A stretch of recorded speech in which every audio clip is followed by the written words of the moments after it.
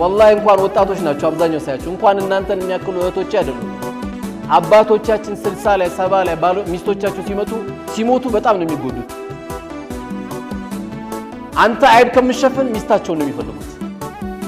በቃ አላህ ኑር አድርጓታል የቤት ኑር ናት ስለዚህ ስሞታ አታብጂ ሁለተኛ አንዳንድ ያው ሴቶች የሚሉት አለ እኔ እኮ ላንተ ምገባ አይደለም አይባል እንዴ እና ሳታየው እንዲያገባሽ እኔ ላንተ ምገባ አይደለም ማንሽ አንቺ አይባልም የልጆችሽ አባት እንዲባል በቃ የፈለገ ወንድ ደግሞ ችግር የለም አንቺ ጥሩኝ እንጂ ጀነት ውስጥ ኑር ላይ ስለምትሆኚ አላህ ያዘጋጃቸው ወንዶች አሉ እዛ ታገቢያለሽ ዱንያ ላይ ሁሉ ማይሟላ ስለዚህ ለባል ከማትሉት ነገር አንዱ እህቶቼ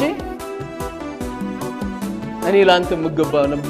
ምገባ ሰው አልነበርኩም እንደው አላህ ጥሎኝ እንጂ እዚህ የመጣሁት አይደለም ዝም በይ አይተሽው ተነጋግረሽ ነው